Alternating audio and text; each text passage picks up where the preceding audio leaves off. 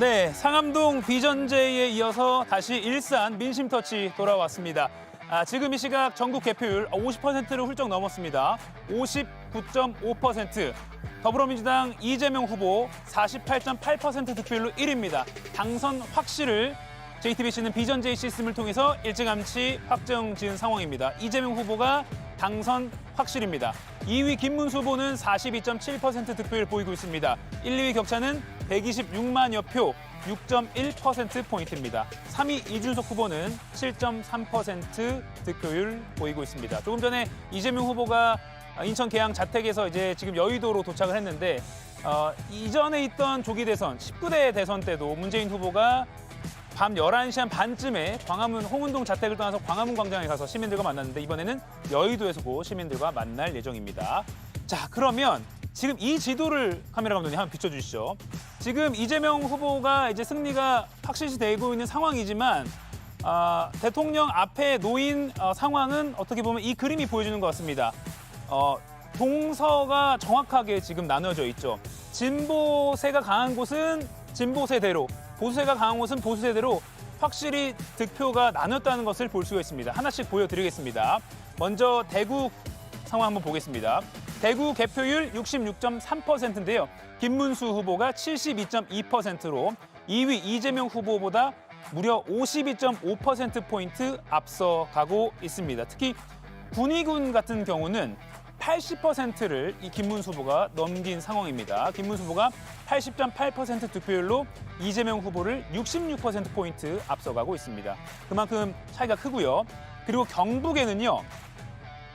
이른바 80-80이라는 네임이 붙은 곳이 있습니다. 뭐냐면 투표율도 80이었고요. 그리고 득표율도 80을 넘겼던 곳입니다. 이 득표율은 여기서는 국민의힘 후보겠죠. 지난 20대 대선 때 의성 80.2%로 윤석열 후보를 밀어줬고요. 그리고 영덕 역시 80.4%로 밀어줬습니다. 그러니까 국민의 입장에서는 의성, 영덕이 아주 고마운 지역인데요. 보수 텃밭 지역에서도요.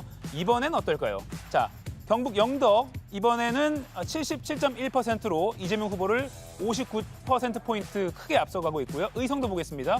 78.8%로 이재명 후보를 61.8%포인트로 크게 앞서가고 있는 상황입니다. 그만큼 보수 텃밭은 그대로 보수 텃밭대로 나아가고 있다라고 볼 수 있겠습니다. 지금 경북 개표율은 68.6%입니다. 그럼 반대로 호남 상황도 한번 보겠습니다.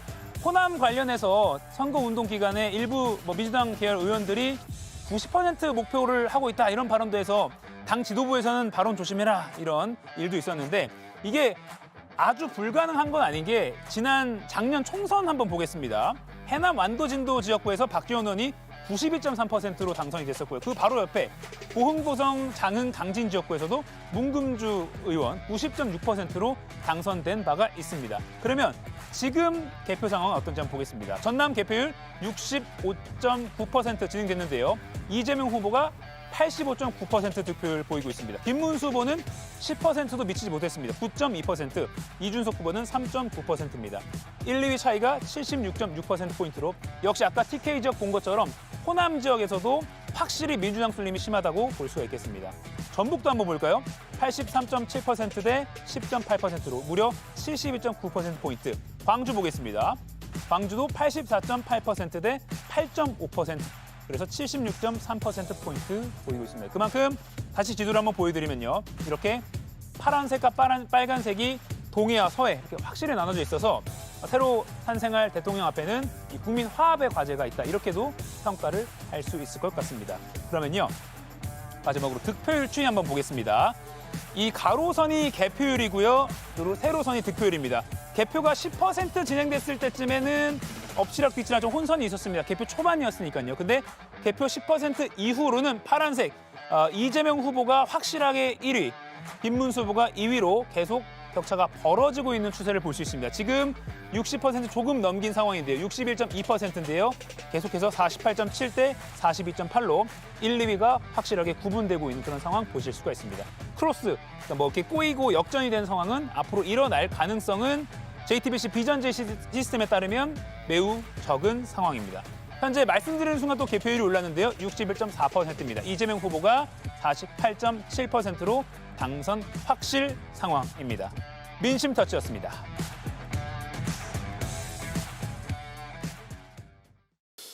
민현조 의원님, 유권자들이 바라는 차기 대통령의 최우선 과제는 뭘까요? 조금 전에 JTBC 화면에도 나왔는데요. 지금 두 후보의 득표율을 전국 지도에서 보니까 정말 동서로 빨갛게 파랗게 나뉘었어요. 네, 아마 그 화면을 보시는 국민들이라면 누구든지 정말 대한민국이 이렇게 두 쪽이 나서는 안 되겠구나. 통합이 가장 중요한 문제라고 저는 생각을 하고요. 물론 지금 경제가 어렵고 특히 소상공인, 영세 소상공인 업자들이 정말 힘든 상황에서 지금 버티고 있는데 경제를 살리는 문제가 중요하죠. 근데 경제는 사실 대통령 혼자만의 힘으로 할 수 있는 거는 아닙니다. 많은 주변의 참모들과 전문가들이 합심해서 이 위기를 타개해야 되기 때문에 그거는 뭐 중지를 모아야 되고 이거 지혜를 모아야 되는 상황이지만 사실은 이 정치 통합, 사회 통합은 대통령의 의지가 굉장히 중요한 문제입니다. 그래서 이재명 후보가 대통령이 지금 거의 확실시 되는 상황에서 이재명 후보가 경선 기간 중에도 그리고 대선 본선 기간 중에도 강조해서 여러 차례 이야기했듯이 사회 통합에 적극적으로 나서 주시기를 간곡히 부탁드립니다. 예.